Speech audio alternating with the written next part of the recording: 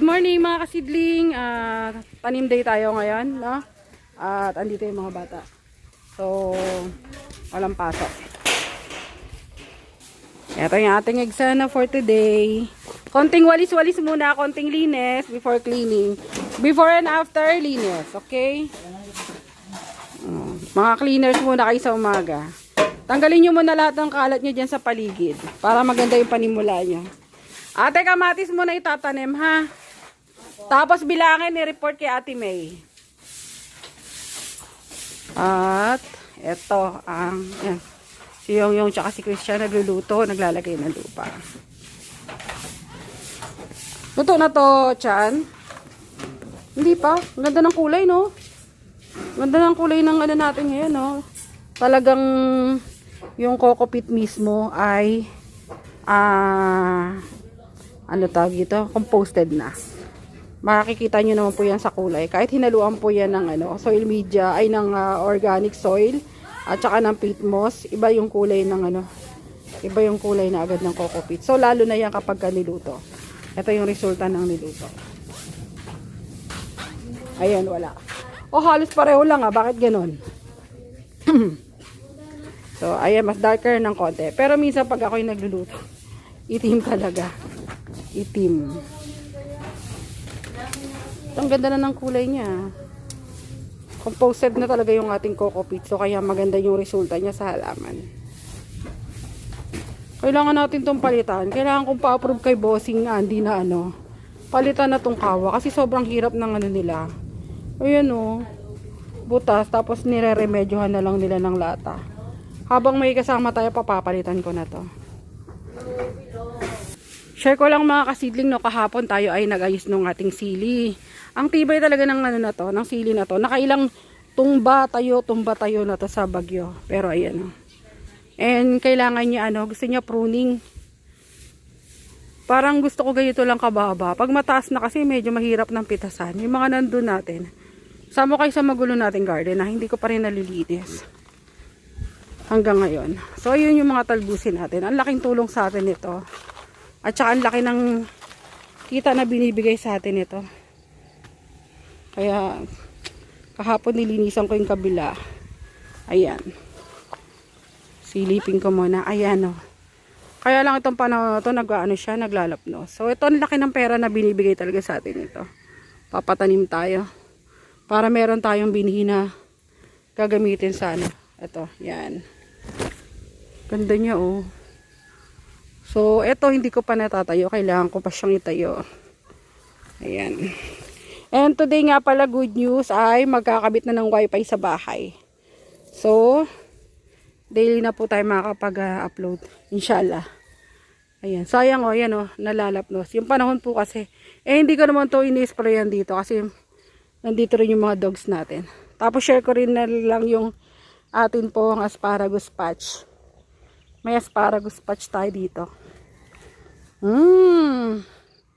Pwede na tayo mag-harvest niya mga kasidling Ayan pag gusto na natin maggulay.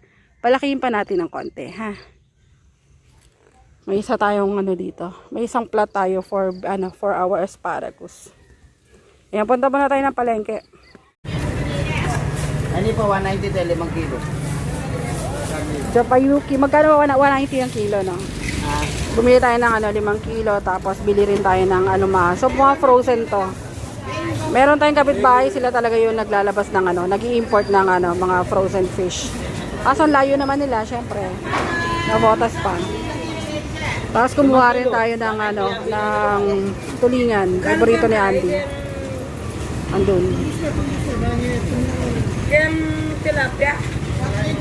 5 kilo, madam. 190 yung kilo. Para yelo. Para yelo.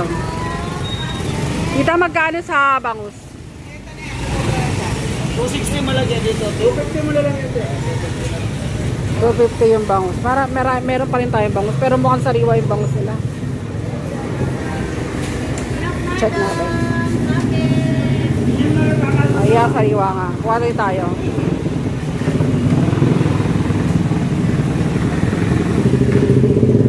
Tita, anong bangus to?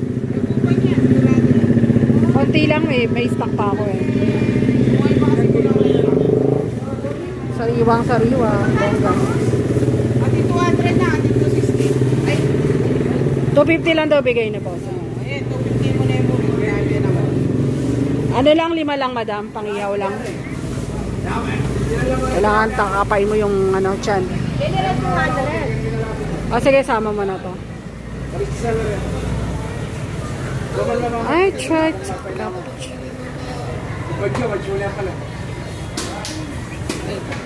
Sandaan lang yan. Ito na lang po. Ay, okay na yan, 6. Sige, okay na yung 6. Okay na po yan. Sa 250 daw. 4.5. Okay, kwentahin na natin. Sa isda pa lang, naka 3,765 na tayo. Yan, alumahan 2 kilo. Eto tulingan. Tapos may japayuki at saka bangus. Masarap ihawin yung bangus ngayon, no? Sariwang sariwa siya. So, stocking day tayo. Bili naman tayo ng liempo at saka manok. So, dito lang yan malapit sa atin. At, yung address niya ay hindi ko alam kung Plasang Luma pa ba yung nakakasakop dito. So, along highway to ng Arayat. Sa may, ayan po yung kanyang area. Ayun yun sa atin. Bili tayo ng manok. At, yan po. Dito tayo bumibili wholesale para mas nakakatipid tayo. Kasi nagtitip ko yata sa sakyan ngayon. Opo, ma'am. Sira yung yung multicab. Sirain kasi talaga. Isa lang, ma'am. Puno yung freezer. Tsaka isang belly lang. May may ribs. Oo. 10 kilo lang. Anong ribs yun? Magkano ang isang box? 150. 135 ang Sige, isa rin. Isang manok kuya. Okay, goods. At saka isa rin po nito. So, nakabili na tayo ng isda. Nakabili tayo ng isang ribs po. Mas nakakatipid kasi tayo pagka ganito. At saka tipid sa oras. At saka mas mura siya. So, hindi na natin kailangan pumunta ng palengke from time to time. Wala nang ribs. So, ito lang yung ating binayaran para sa 2 box. So, 19 kilos at saka 15 kilos na manok. Thank you po.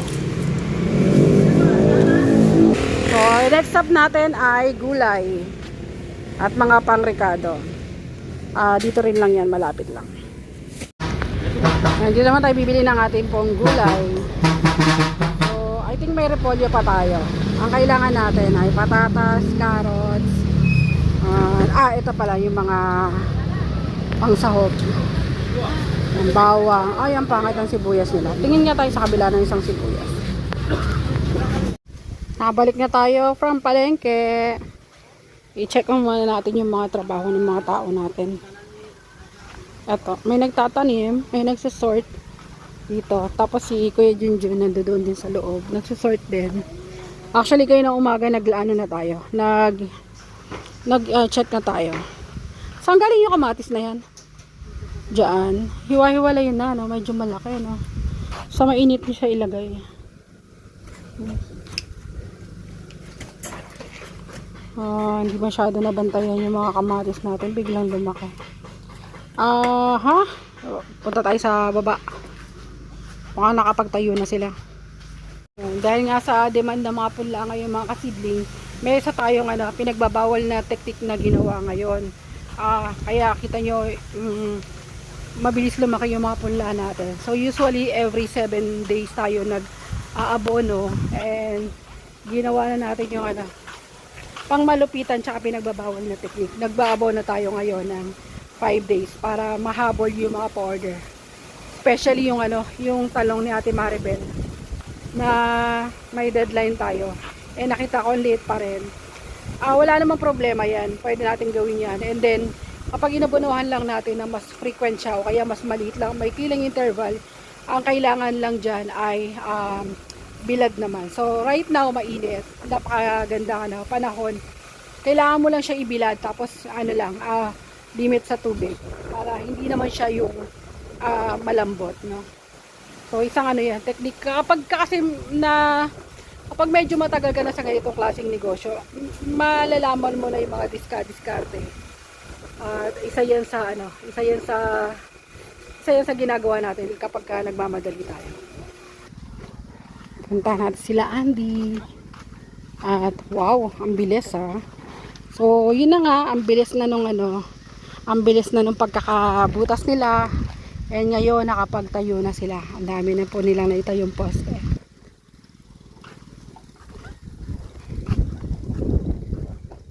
Yung mixer natin, masirain. Sira?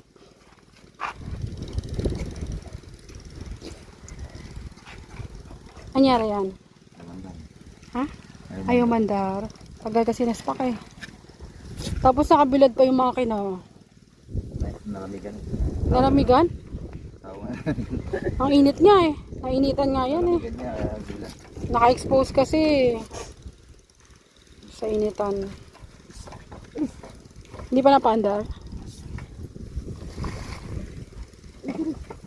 Dalawang palit na tayo niyan. Ha?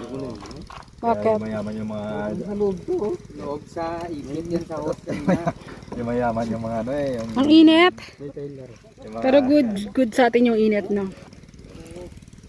Mixer natin. Alam niyo, mayroon kaming customer na may utang siya, tama? So, may utang siya sa atin dati. Tapos, ang tagal ng utang.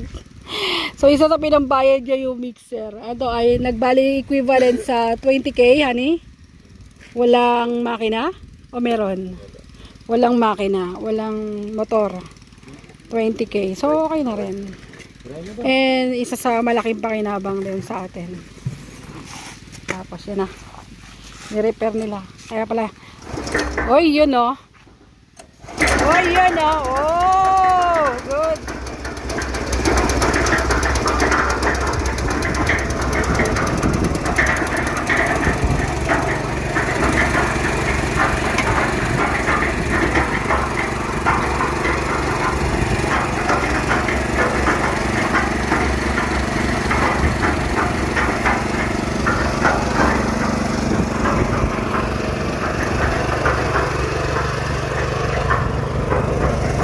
Ang laking tulong nung no? Ang laking tulong, no?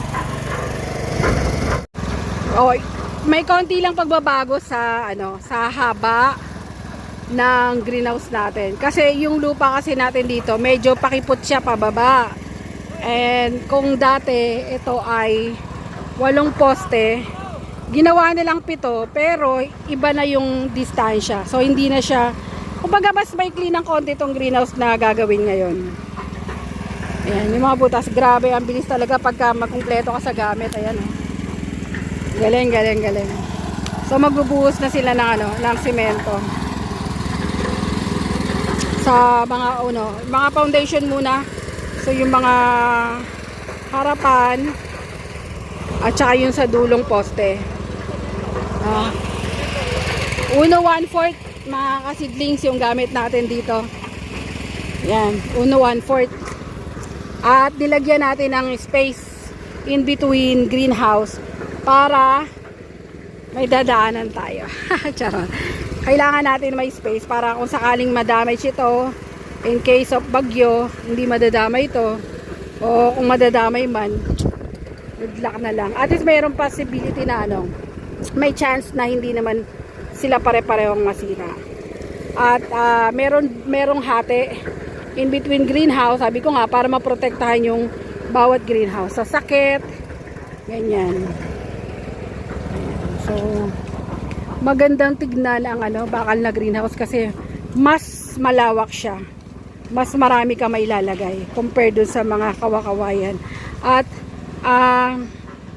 well, kagaya ng yung nangyari ngayon, sana hindi na natin maranasan na magkaroon ng tawag dito, kapag nasira yung greenhouse, hindi tayo nakakapag-produce. So ngayon, kapag naging bakal na yan, siguro kung may masira man niya, plastic lang, madali magpalit. Di kagaya ng bakal na kagaya ng kawayan na kailangan mo talagang palitan lahat. Ang bilis lumaki ng punla. Yun yung pinagbabawal na teknik, tinuro ko na. So yun yung title ng vlog natin, yung pinagbabawal na technique. Okay naman siya, hindi naman siya mukhang overdose sa abono. Yun lang po, no.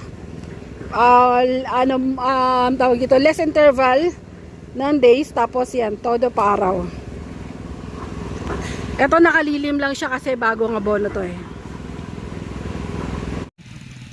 Nagbis tayo mga kasidling kasi nga sa dami ng binili nating pang ulam, inayos muna natin para magkasya sa freezer.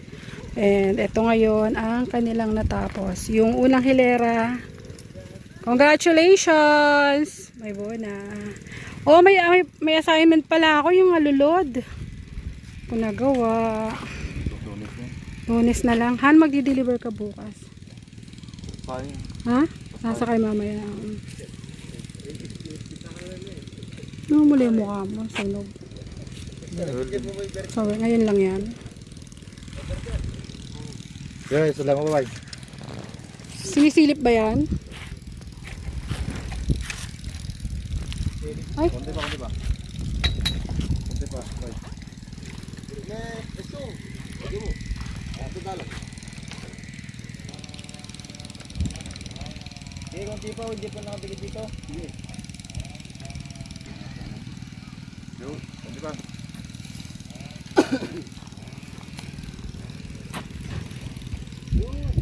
nagbuhos na kayo, Han? Di pa.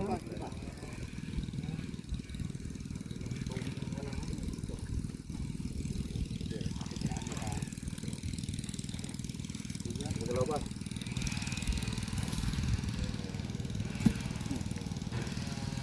Yan.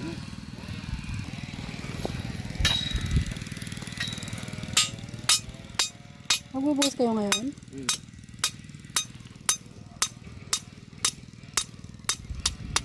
Hinintay namin yung mixer. Mixer? Ano nangyari sa mixer? Isang truck na mixer. Ah? Totoo ba? Marami yun eh.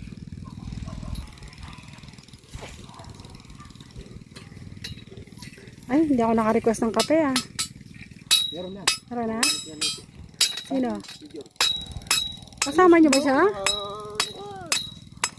Pinupupok mo, kamay mo. Nako, delikado. Uy, muntik na ako tumama sa wedding kagabi. Sa kanya si Tres. Tres yung sinabi namin. Nanaginip ako ng sobrang dami ng ahas. Sabi ko, tumaya siya. Naku, bawal yun. Pero yun na nga, legal yan dito. Semi-legal. So, puro ahas yung managinip ko. Sabi ko, mananalo tayo pag tinayaan natin. So, yung tinayaan namin, sabi ko, ano ba sabi ko? 8-18, no? Yung sa akin, tapos kay Andy 13-18 kasi 13 siya eh. Tapos oh, sinabi mo 3? Oh, shucks.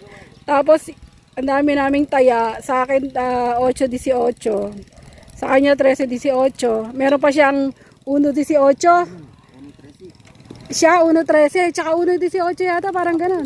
3-18 yun eh. Ang Diyos ko, lumabas. 3-18. May 100k sana tayo. Tandaan na ano. 100k yun? Ha? 56? Shucks. Muntik na. Wala eh. Ang tindi talaga ng panaginip ko na yon. Hindi naman nakakatakot, pero talagang puro ahas talaga. As in, ang dami. Pagkatapos, no, na-amaze nga ako eh. Lumabas din sa wedding. Kung bumakas ka sana kahapon ba eh. Talo ka. Nanalo ko sana ba eh. Talo ka rin. Imagine mo sa dami ng tinamaya, puro 18. Pare, para masaya. Bakit? Kasundo. Mamaya pare ha. Huwag kang aalis ha. Sabado pa naman yan. Sabado na yun. Saka UP lang. Hindi ko gets. Level. So matatayo. Ay putik. Matatayo na. Matatapos na nila yung isang yung pagtayo ng pose ng isang greenhouse. So ito, hindi kagaya ng dati. Mas malaki na yung spacing namin sa bawat poste. Dito kasi, hindi ko alam kung anong sukat nila dyan. Tapos ito, I think mas malayo siya ng 1 foot.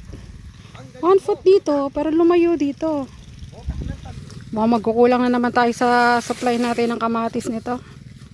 So, sa ngayon, siya pa rin yung mabili. Ayan, si Boss Allen. 12. Oh, bali to 190 no. 2,190. Tuto mo na. Wala ko sa puwi. Hindi, tinawara ko na to, di ba? Di-discount ko. May patay pa. Naglagan natin yung isa. Wait lang. Para lang mapuno lang. Ito, sakto. Tingnan mo, bossing, baka may kulang yan. So, isa sa mabenta natin talaga ito ngayon. Season naman din talaga ng kamatis dito. And ang Arayat ay isa sa marami nagtatanim ng kamatis. So, binabiyahe pa nila yan. Vizcaya, Divisoria, Balintawak. Thank you, madam.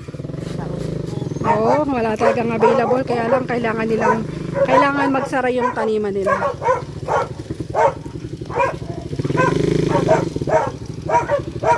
Reseller natin. So, sobrang tagal na rin sa atin ito.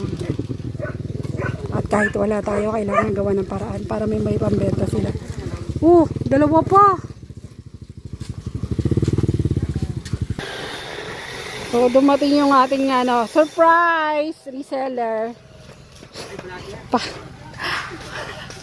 Hello vlog. Yan, dumating yung magkakapatid po yan sila. Pili mo daw yung malaki. Opo eh. Na na lang yan. Sobrang hanapan nung nakaraan. Medyo na na lang na may naiwan sa ating konti na malalaki. Pero yung mga bago ngayon, ang daming naka-reserva. Kukulangin na naman tayo. So sila magkakapatid, kagaya na sinabi ko, tagal na sila sa atin. So halos na nagsimula tayong magtayo ng punlaan. Siguro mga 1 taon lang yung diferensya. Yan, na kilala nila tayo. Vlogger mo? Opo.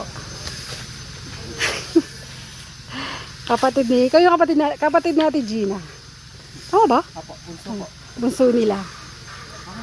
So, siguro 5 sila magkakapatid na nagre-resell. Pero ngayon may sarili ka na bang greenhouse, boss? Wala pa.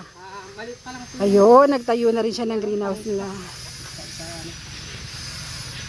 So, kailangan natin silang suportahan kahit wala tayong masyadong pula. Hati-hati lang tayo. So kung bibenta namin to directly, syempre mas malaki yung kita namin. Pero para syempre kailangan mo sumuporta rin sa negosyo ng iba. At dahil sa atin naman sila kumukuha, yun. Kahit na po na mas malaki yung kikitain natin directly sa farmer, kailangan po natin silang bigyan para sila ay magtuloy-tuloy din po yung hanap buhay nila. Kasi nakaasa rin lang po sila dito sa stocks natin. Kaya yan po, hati-hati tayo. Hati-hati lang. Ha? Hindi ko nga alam eh. May napansin ka ba? Totoo ba, Noy?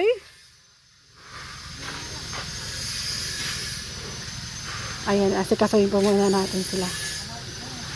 Maghanap tayo ng mahiwagang talong na bilog. Ang alam ko, yan, hindi ko alam kung nai-record ko ba o hindi. Bukas yun. Alan? Hanapin natin yung nawawalang bilog na talong. Ha? Walang domino? Wala. May camera. May konti, maliliit. Ilan ba? 5 lang. Sige. Mabuo ko na. So ayan, nakaisang biyahe na sila. Sinulit na nila kasi sobrang traffic sa no? Ginagawan daan ko doon. Sa Mexico? Ay, hindi. Dito lang sa may telepayong. Oh, pero boundary ng Magalang at saka Arayat. Grabe ang traffic dyan. So sila dapat di ka magpupuno, no? Pinuno na nila para masulit yung biyahe. Siguro mga 1 oras may git yung biyahe, no? Ay, yung traffic. Kasama yung traffic. Yan. Sobra yung traffic. Sobra naman kasing haba nung Hindi man lang pinutol yung ginawang Ayan, salamat po. Okay na? Kompleto? Thank you. Ingat kayo, madam. Gagabi na kayo niya, no? Ingat po. So, hanggang January pa yan. Sana ma-extend pa hanggang January para may pinagkakakitaan sila.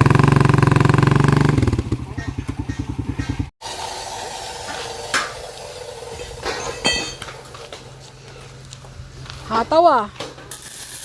Unang araw pa lang ang dami na nagawa. Ang pakalawang araw, ang dami natapos. Expert oh.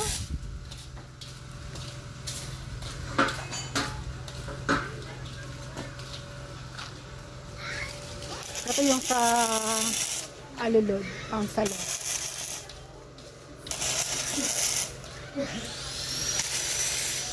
Si ano, architect. Oh, may ganyan? Ano yan? O, digo. Ay, sukat ng ano? Distansya? Hindi. Ano kaya ito? Palaisipan to ah. 90, 100, 98. Aha! Ito siguro yung distansya ng greenhouse nyo. Saan yan ang kuta? Ayos ah. Totoo yan? Pato kaya to? Hindi magkakapareho? Ayos to ah. Tignan ko nga to pag natapos.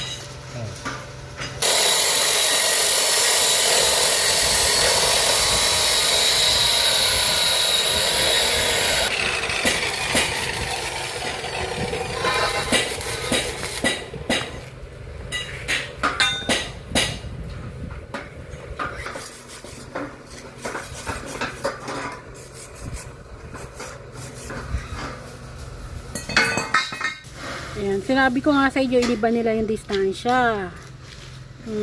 Di yata ako na-orient dito ah.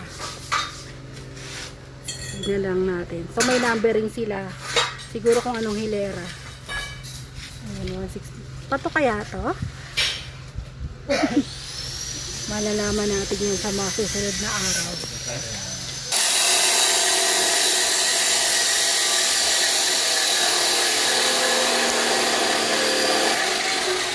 At ayan na po, tapos na naman po yung ating araw. Ayan, hanggang sa susunod po mga kasidling. Salamat po sa pagsama sa amin ngayong araw na to. Chill na sila.